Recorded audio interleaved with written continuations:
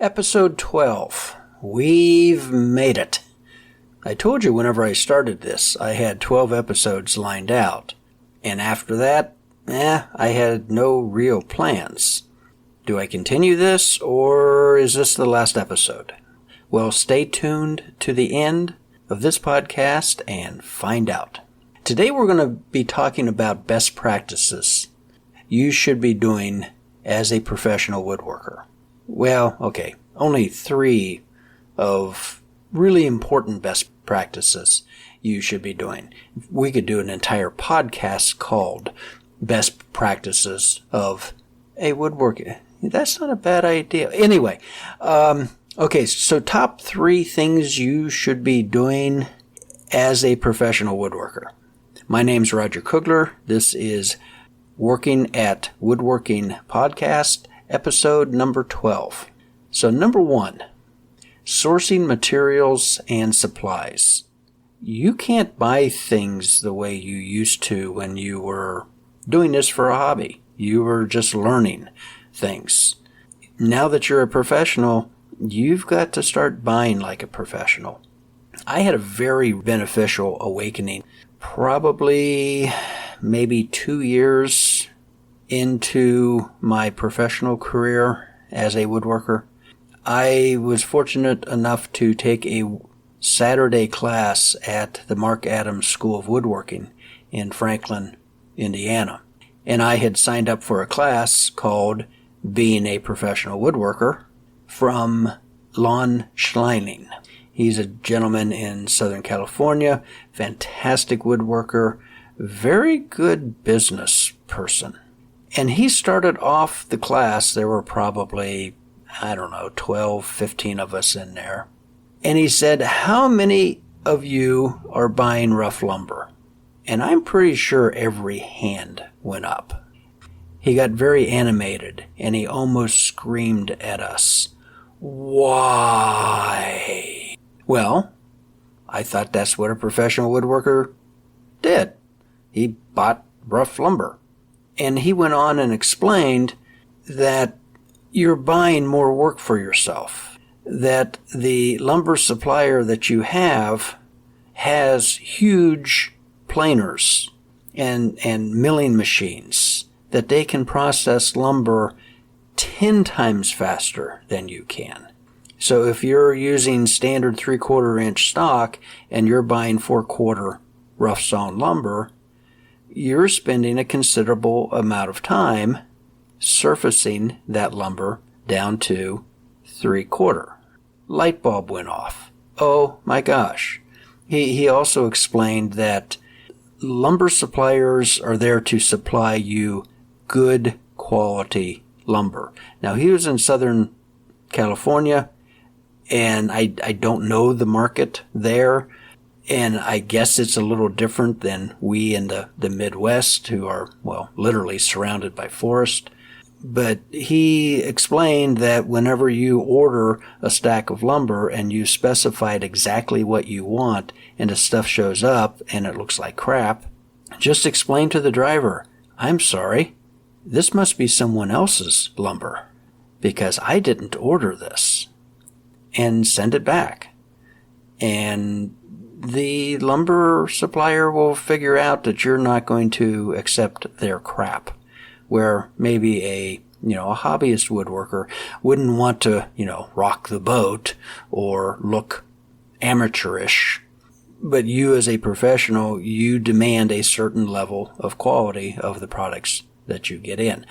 I've had some walnut that I was rather disappointed in, but I know that the walnut market around here is a little squirrely, even before everything happened the last couple of years. So I made that work. Hint, Van Dyke crystals is probably the very best stain to use on walnut. So that will give us point number 1. Don't buy retail. I'll embarrassingly admit I screwed this up so badly when I started woodworking. I was buying hardwood from, local hardwood dealers. But guess what? they were selling me lumber at retail prices.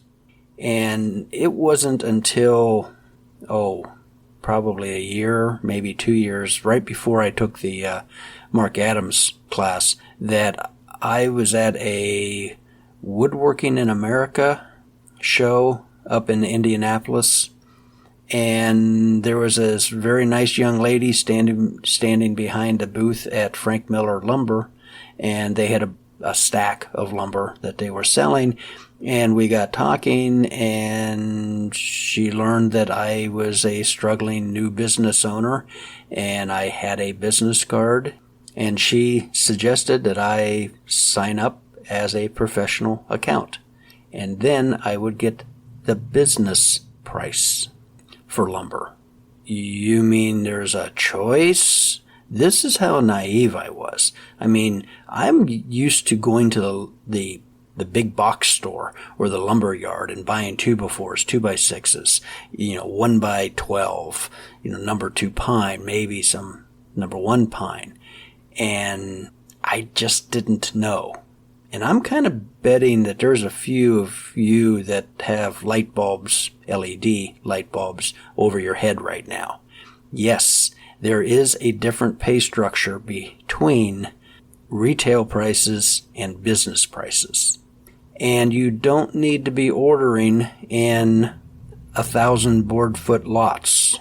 In fact, Frank Miller doesn't have a specific board foot count. They will deliver whatever you order for $50. They're in my town every Thursday.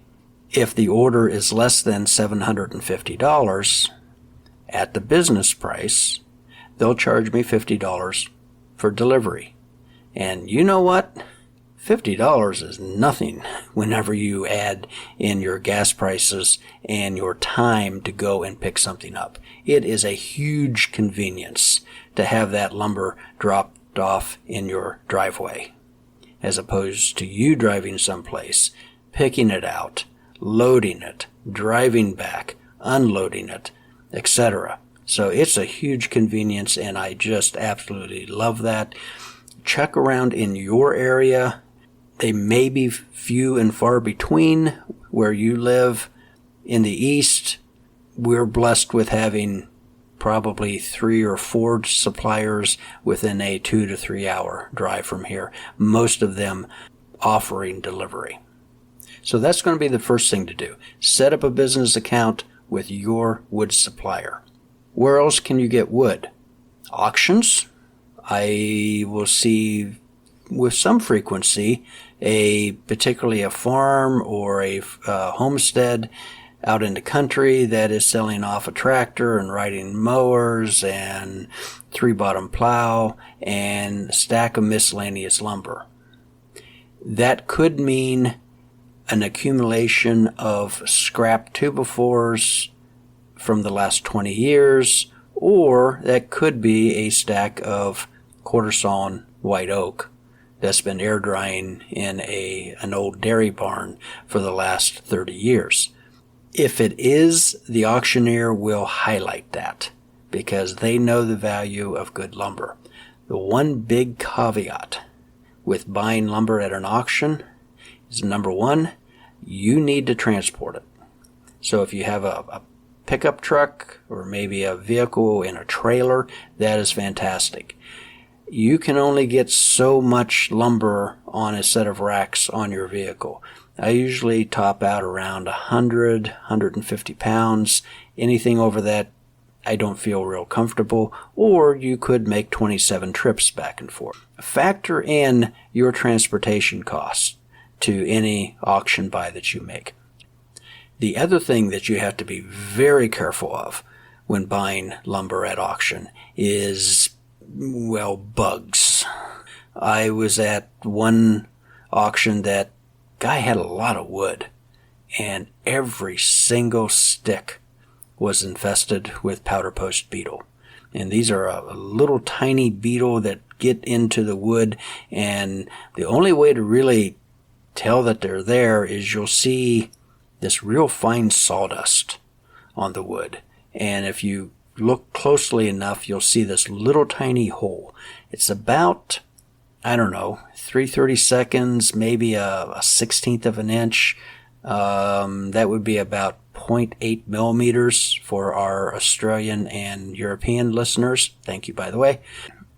And it can just take over an entire load of lumber. Can you use it? Yes. You wouldn't want to make a credenza out of that wood and sell it to a customer and introduce powder post beetles into their home. That's not good. So you're going to have to kill the buggers somehow. And not an expert at this, but from what I understand, you can either do that by heat, that would be kiln dried wood, or you can do that with chemical exhaust. Some people will wrap a load of lumber up in plastic and back their truck up to it and use a pipe to go from the exhaust pipe into the big plastic bag and just smoke the little buggers out. Other people have called exterminators and have found very economical, very good solutions to treating a stack of lumber using an exterminator. After all, they're kind of the bug experts. Myself, I avoid it. I just don't buy buggy lumber. Not worth my time or effort. What about urban forestry? This is something, especially if you are in a very urban, highly dense population, could be really, really good for you. We have a tree company that's relatively new in our community that is starting to harvest urban trees for their lumber. Whenever somebody calls out there's a tree that needs to be taken down, and instead of just running that through a giant wood chipper and making a whole bunch of mulch that gets dumped someplace out in the country, they are taking out the bole of the tree and sawing that up, and they've invested in a vacuum kiln and they're drying that for sale. They haven't got everything quite set up yet, but I'm very excited about that because you can get some good quality lumber and you can get some very unique lumber that's not harvested on a commercial basis. You're not going to be able to get that from your big lumber supplier. So what else should you not pay retail for? Sandpaper. I was buying sandpaper at either the lumber yard or online, and I finally found that, I didn't find. I had a phone call from a young lady down in North Carolina who introduced herself as the business arm of Klingspor, and you may have one of their catalogs. And she said that we sell all of our products at a wholesale side to businesses. And so I set up the account, and I've been buying my sandpaper from them at about half the cost that I've been paying, like online. Here's another way of not paying retail. Are you a veteran? If you are, and you haven't yet, you need to go to Lowe's and sign up as a veteran and get your 10% discount. Yes, I said that. 10% discount for veterans at Lowe's, the big blue box. Go online and sign up through that way. They will verify your service records and you get your 10%. You just need to tell them, ask them for the military discount and give them your phone number, and your account pulls up and boom, minus 10%. It is absolutely wonderful.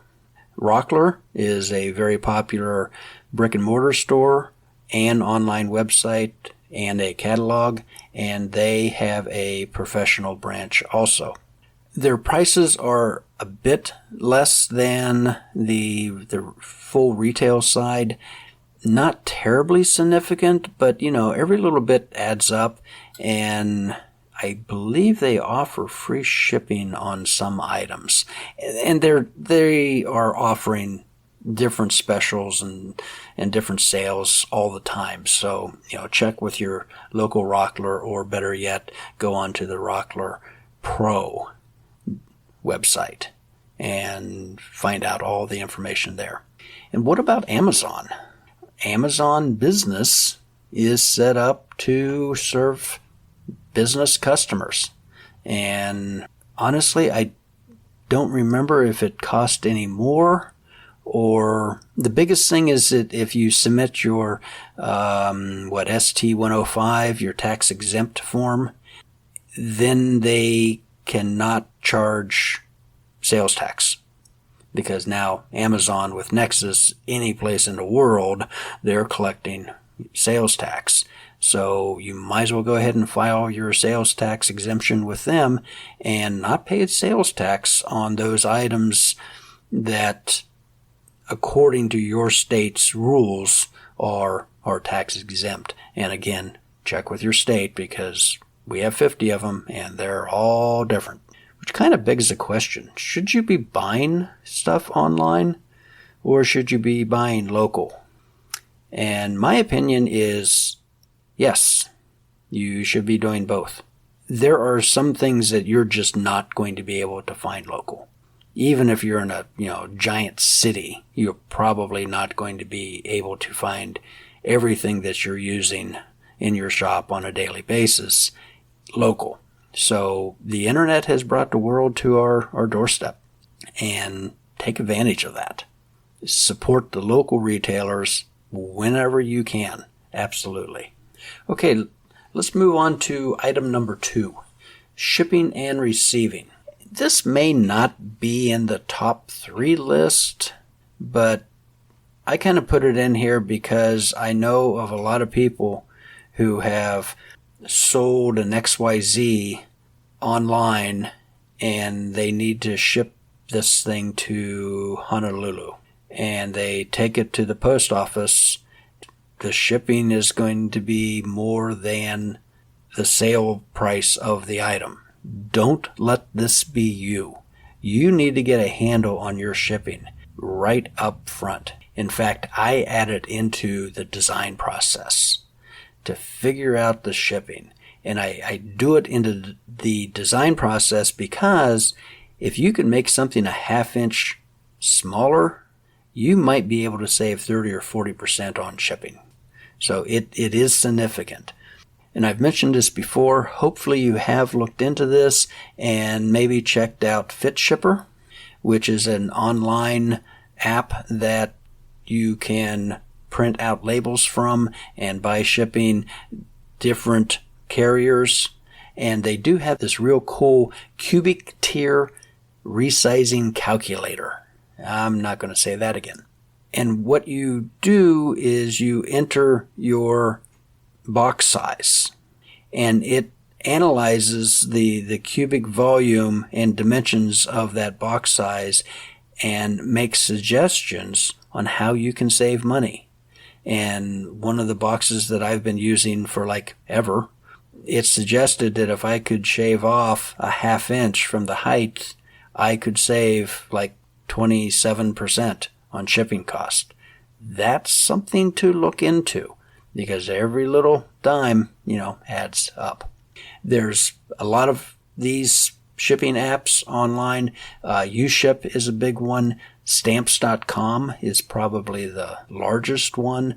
I use Shippo, which doesn't have a monthly membership charge. It's just 5 cents a label, and it does a really nice job of collecting my online sales from both Amazon and Etsy, and they pop up in order of when I need to be shipping things. The one thing it does not do is import sales off of PayPal, which is from my own website, and that's kind of a pain.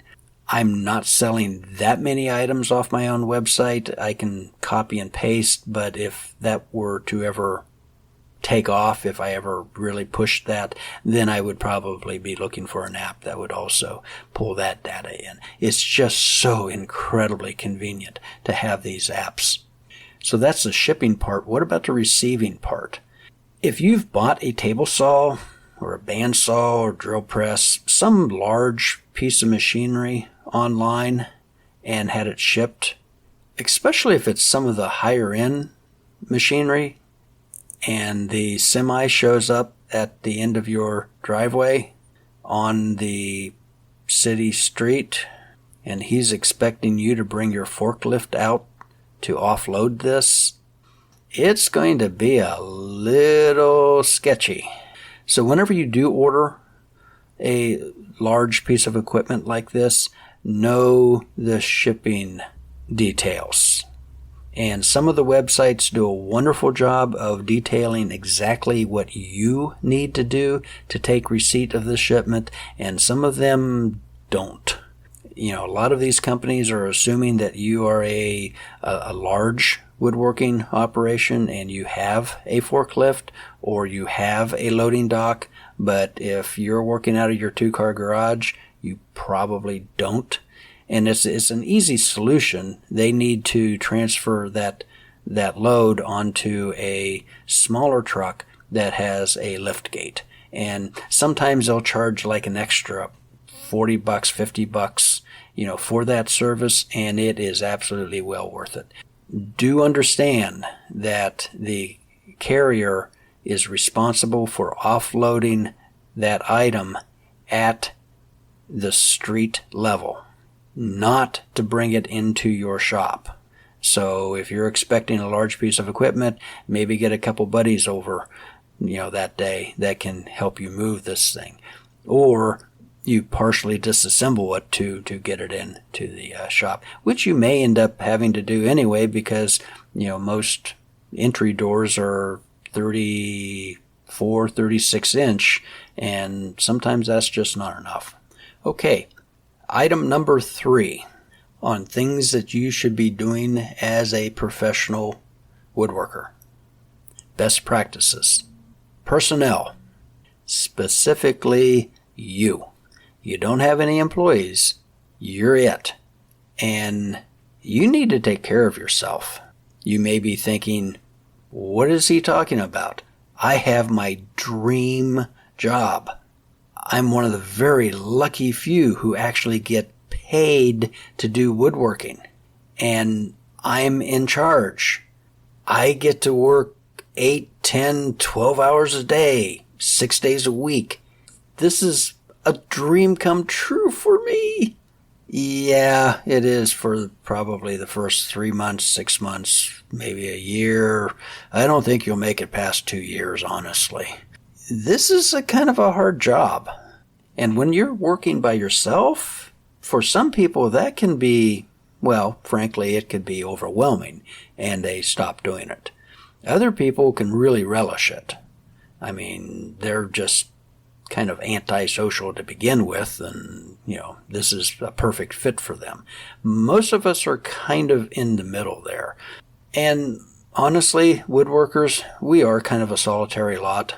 We love it whenever we do get together, but we don't do that very often. So my big suggestion is don't spend all your time in the shop. If you have structured your business so that you're doing on-site work, you're pretty much covered because you are getting out of the shop. But if you're doing like production work or contract work where you're just, producing pieces and there's not a whole bunch of human interaction, you need to get out more. And that can be really simple. Instead of having packages picked up by your carrier, take the packages to the UPS. Take them to FedEx or the post office and drop them off. At least you see people. You may not have, a lot of contact. And there's always a hardware store. You don't actually have to buy anything whenever you go to a hardware store. You can just go in there and kind of just suck up the ambiance. And while you're at it, take a cruise to the big box store. See what's new, see what people are looking at. You might find something that will solve all of your problems. You could visit a fellow professional woodworker or cabinet maker. Yeah, that's not going to happen. And get out of town. Go to a woodworking conference, a woodworking show. Go ahead and book that trip to Vegas and attend the AWFS. Maybe just go to a home or garden show in your city or a nearby city. Go to a builder's show. Even a quilting convention. Don't laugh at me. Do you know what quilters use? They use wood frames. They also need a way of displaying their quilts. Do you know what they use to make those items? Wood. You literally could become the master quilter's woodworker person. So you can see opportunities almost any place. Just keep your eyes open.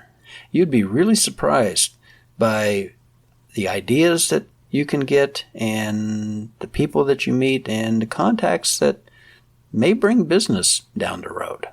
And of course, there's always research trips to museums or libraries or art gallery. These can be incredibly refreshing.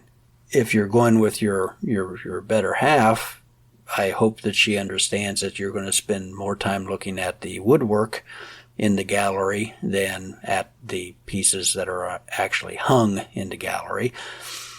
They can get a little annoyed at that. But hey, you're looking at craftsmanship that may have been there for 100 or 200 years. Learn from that. And a trip like that would be tax deductible. Check with your tax professional. How about this? I bet there's a woodworkers club near you. Or there might even be a pottery group. Or you could sign up for a class in underwater basket weaving. You might even get college credit for that. Take an art class. I have recommended this to students for years and years. Some school districts have a really good art program. Some do not. We used to teach shop class and industrial arts. Remember that? In high schools. For a large part, those have all disappeared. So take a drawing class. Take a painting class. Take a class on color. You will be absolutely amazed at what you learn, and these skills are directly applicable to woodworking.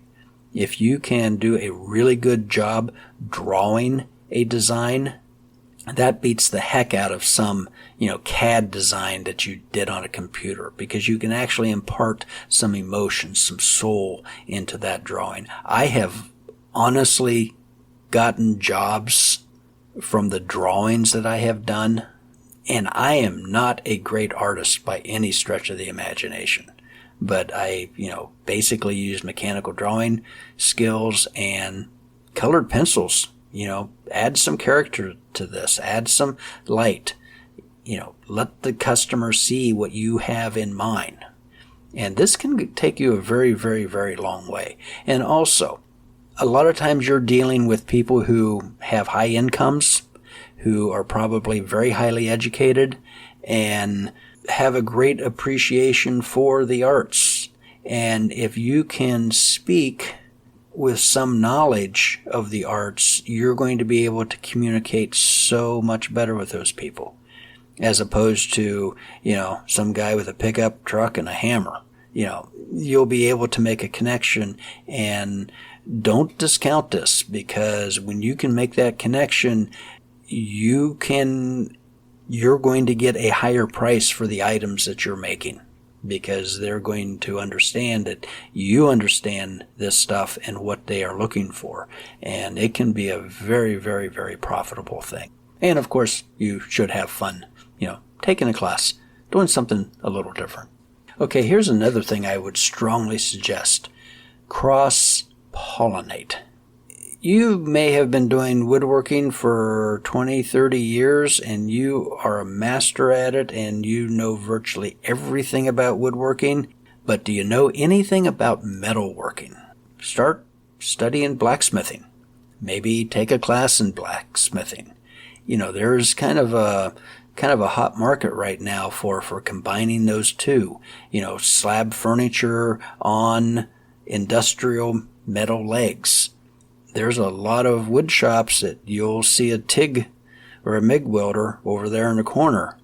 I think this is just absolutely wonderful. It gives you so much more versatility that you can bring some very, very unique products to your customers. Maybe it's leatherwork, lutherary, musical instrument building. You can learn so much by studying these techniques. Things that were absolute rules in cabinet making or furniture making, you can see how the luthiers break those rules and how they get away with it and spectacular results they get. And just some, geez, I didn't know how they did that, type things. Car restoration. I don't care what it is, just kind of get out of that woodworking dust bubble and see how other people do craft. You'll get some ideas. I absolutely guarantee it. You might want to pursue some continuing education. I know if you were working in the corporate world for the last 30 years, you don't want to hear those words anymore. But there are some online programs that you can do that makes it very easy and very economical. And these are websites like Skillshare or Udemy or Udacity, Ed2Go. I used Ed2Go for years and years and years. That's how I learned HTML and CSS and web design and photo manipulation, graphics. You can work at your own pace. The cost is very reasonable, and you don't have to travel someplace Tuesdays and Thursdays between 7 o'clock and 9 and sit in a classroom. There are some subjects that I wish I could do that because I've found them very hard to learn online. But, everyone's different. Don't discount this. And there is a wide range of topics that you could learn. If you're kind of struggling with accounting, maybe it's time that you actually take an accounting class. Some other things to kind of keep your sawdust out of your mind. Trade magazines. I've already mentioned Woodworking News. There's also Journal of Light Construction. It does go a little bit more into the home building, the home repair, the home remodeling segment, but they also cover cabinetry and trim and stairs. If you are working a little bit more on the professional home builder side, this would be a very, very good resource for you. And organizations. One that I've been a big fan of is the Society of American Period Furniture Makers.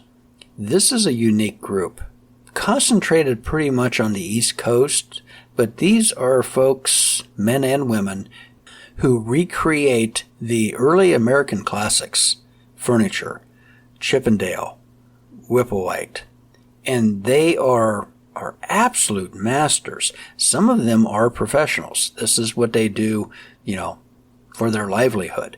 And they produce I believe it's a annual, it's more than a magazine. It's a publication that is just chocked full of really interesting information about, how we did things 200-300 years ago and the tools that they were using. If you are really into hand tools, you've got to be into this. And Woodworking Network has a list of associations on their website. I'll leave a link in the show notes. But there's, I don't know, 2-3 dozen different groups and associations that you can become involved in. One that stands out is the Cabinet Makers Guild Association. CMA. I think it's Cabinet Makers Association. If you are making cabinets. Now, granted, these guys are targeting the larger shops with employees, but there's a lot of information in there that you can bring down into a one-person shop. Be a very good marketing opportunity for you. You can put a member of XYZ association on your website, and that gives you some cred.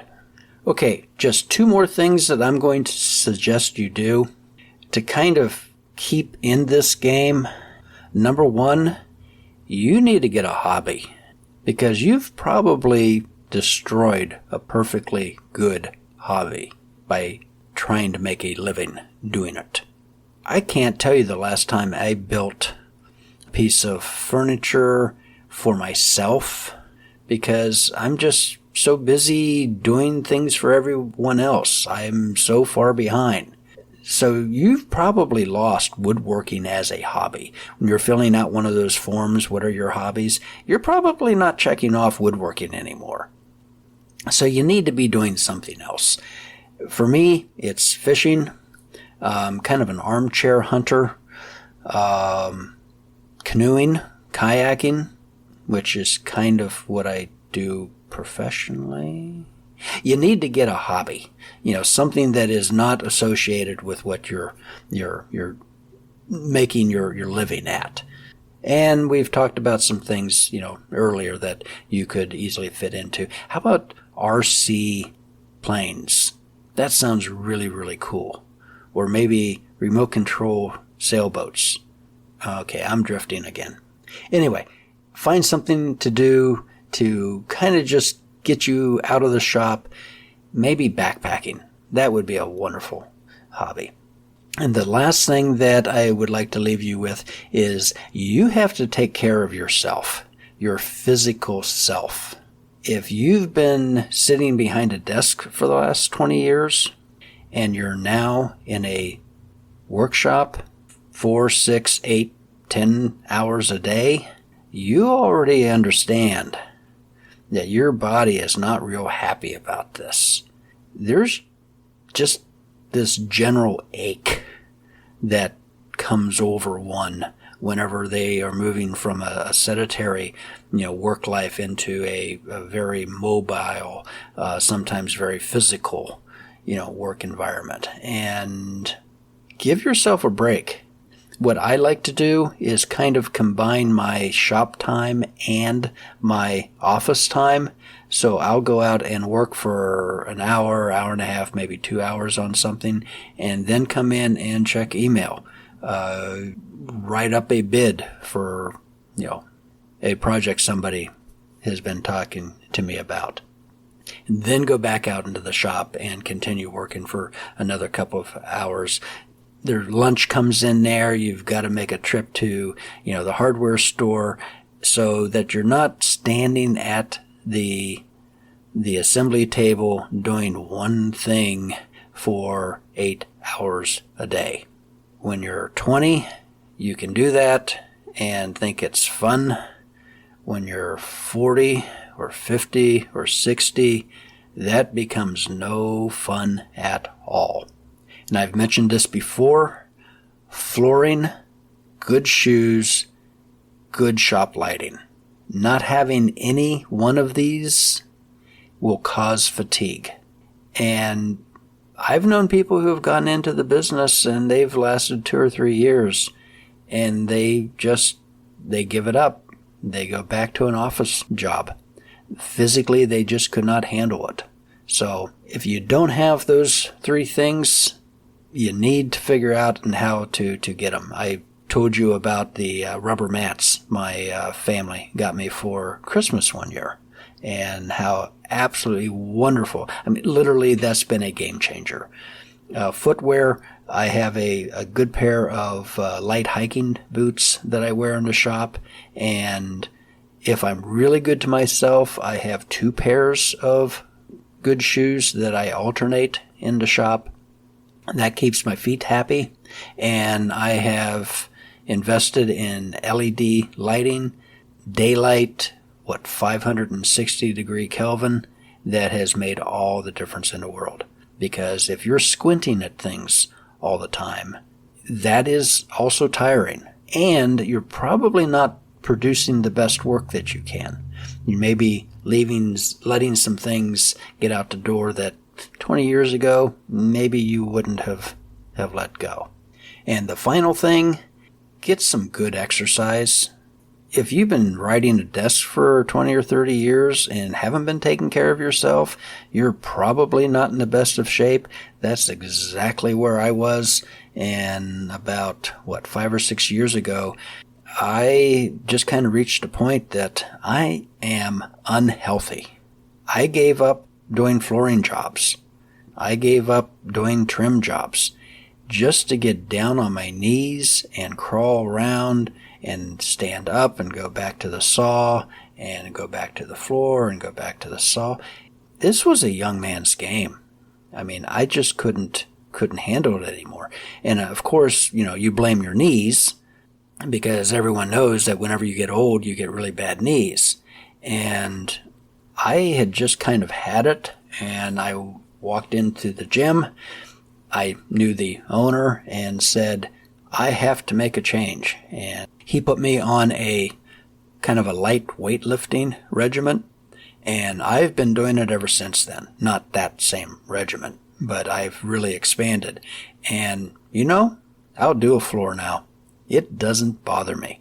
I can get down on the floor and I can stand up. My knees aren't hurting me. My leg muscles are strong enough that it can, heft my weight, vertically, and it doesn't kill me. Yeah, I'm really sore at the end of the day, but I can do that work now. I don't automatically turn that down because of, the physicality of it. And I just feel so much better. All right, that kind of brings us to the end of the episode. My recommendation of the week, I mentioned it earlier, markadams.com, the woodworking school in Franklin, Indiana. He has just released his 70-some page catalog online, and the registration is open. Highly encourage you to check this out. This might be a way of getting you out of the shop and kind of recharging the batteries a little bit, learning something new, something different techniques. This could be really, really good for you. He offers full-week programs taught by world-class instructors. Literally, people from all over the world come here and teach. There are weekend classes, and I believe there are some one-day classes also. So, what's next for the podcast? Good question. No, actually, I have an answer for you. I am going to continue. I've heard from some of you, and I believe that this is adding value to people. The number of downloads continually go up, so that kind of tells me that somebody is listening. And I'm going to continue at least for the next year because that's how much hosting time I bought. I am going to make a couple changes. Number one, I'm going to try to reduce the length of these podcasts. I would love to get it down to around 20-25 minutes. It will just be easier for me to edit and produce a shorter podcast, and you're probably are going to appreciate that too. I know I can get long-winded, and if you haven't discovered this yet, a great tip is to change the speed on your podcast app. There are some people that I listen at like 1.1, 1.2x speed, and it just flows a little better. Different people have different speech patterns, and I know that mine's a bit on the slow side. The other thing that I am going to change or actually add is coaching. And I had a gentleman reach out to me. He was doing this for a couple years and not really making it fly. He was close enough that he could come in and visit. We had an absolutely wonderful time, talking about his business, where he was at and where he wanted to go. We solved some problems, and he was very grateful. So I'm going to add a coaching portion to the website that you can go on and sign up. I think the fees are very reasonable. If you are close enough that you can visit me, that would be wonderful. Or we can set something up on Zoom or Skype or even the phone. And it's not something that you have to do 1 hour all at once over the phone, but maybe, 15, 20 minutes, and then a couple weeks later, call me back and we'll talk a little bit more about the issues that you're working on. I would love to help you get your business up off the ground and running successfully. And this week, Monday morning, email woman who was inquiring if I could build a set of shelves over a kitchen counter, and I had to reply, no, I'm not taking on any more work right now. So at least in my area, the work is out there, and I encourage you to go out and grab some of that and help your community and help yourself and make some money. So with that, I will wish you happy woodworking until episode number 13.